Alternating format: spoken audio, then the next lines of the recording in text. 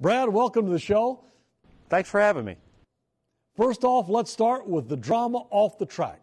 Now, we know Denny Hamlin isn't afraid to let his opinions be known, but wasn't this a bad time to sound off about the Bowyer penalty, or do you think there was some mental mind games being played? You know, Denny Hamlin, the one thing I love about him is he will tell it like it is. He will tell you exactly how he feels. With that being said, I think looking back now, he might edit himself a little bit more when he goes into the media center because obviously you don't want to have any controversy. You don't want to have any incidental contact on the racetrack.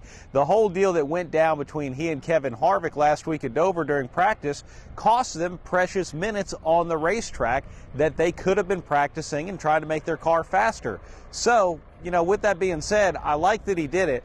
Maybe it was a bad time to do it. And as far as Kevin Harvick goes, I can kind of appreciate what he did by sticking up for his teammates as well.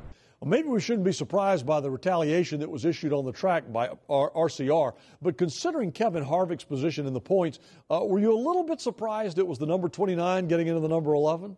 You know what? If it was anybody other than Kevin Harvick, maybe there's a few other drivers I would have believed it about, but Kevin Harvick is going to do what Kevin Harvick is going to do, and that's what makes him a racer. That's what makes him such a great character on the racetrack. And the fact that Harvick was the points leader all season long and has a great shot at winning the title, that did surprise me just a little bit because he didn't want to mess up his car for the race. But let's not forget, Kevin did what he did in a practice session.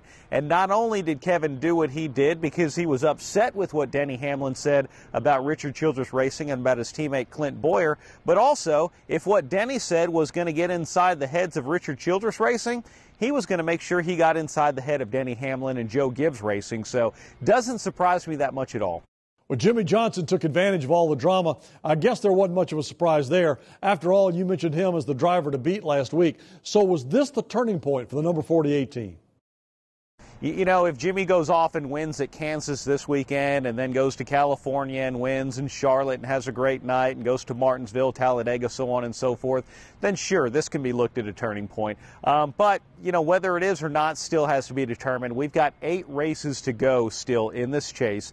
Jimmy is still not the points leader. Denny Hamlin holds that. And let's not forget, Denny Hamlin said the 2 tracks he was really worried about the most were New Hampshire and Dover. He got past those 2 tracks. He's still the points leader.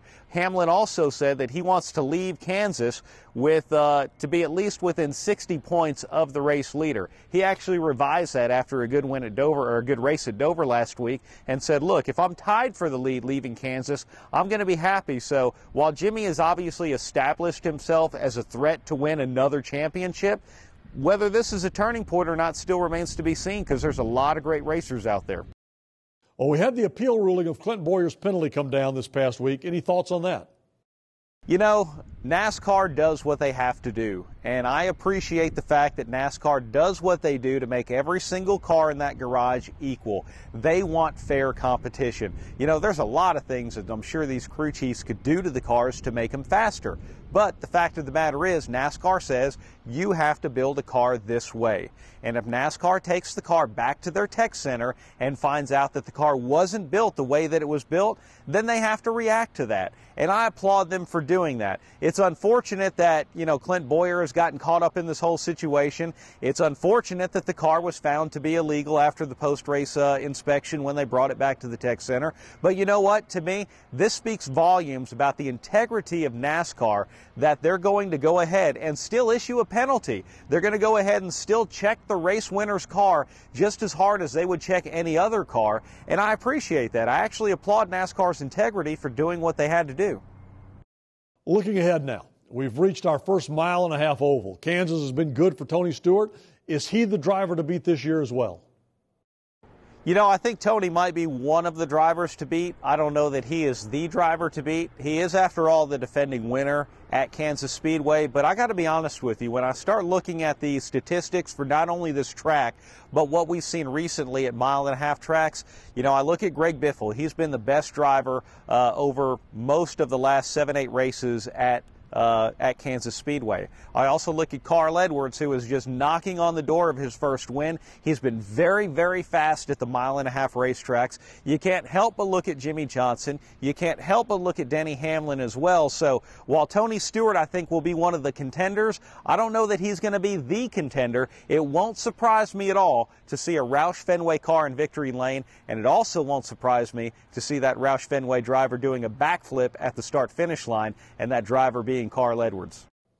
Well, currently the Busch brothers are third and fourth in points, just 14 points apart. Kurt has the experience of winning a championship, but Kyle, he's got nerves to put himself in the position to win, whether there's room for him or not. Who do you think has a better shot at a championship this season? You know, if they were driving the exact same race cars and, you know, they had the exact same driving style, I would say mentally Kurt Busch is probably more prepared than Kyle Busch. Kyle has learned a lot over his years, but he still has the ability to let his emotions get the best of him. With that being said, I think right now Kyle just simply has better race cars. Joe Gibbs Racing, I think, has better resources, with there being a lot of Toyota teams, than what Kurt Busch has, with them being the only Dodge organization at Penske. Joey Logano's continued to run well outside the chase. I know most teams outside of the top 12 are looking towards next year, but can a driver make a name for himself even if he's not in the chase? Absolutely. I go back to 2006, where Tony Stewart was not in the chase, but he ended up winning 3 of the final 10 chase races. That also set the tone for his 2007 racing season. So you could most definitely make a name for yourself if you're not a chase driver right now.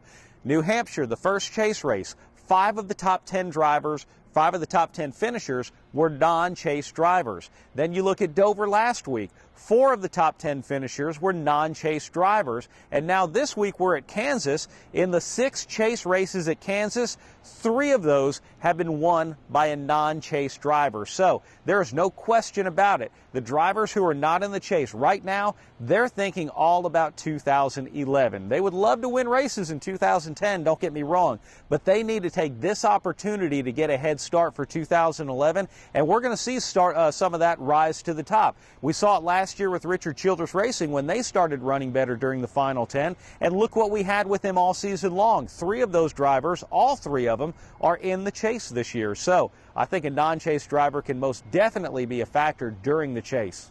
Okay, Brad, thank you very much for your time. We'll look forward to having you on again next week. Thank you so much for having me. I appreciate it.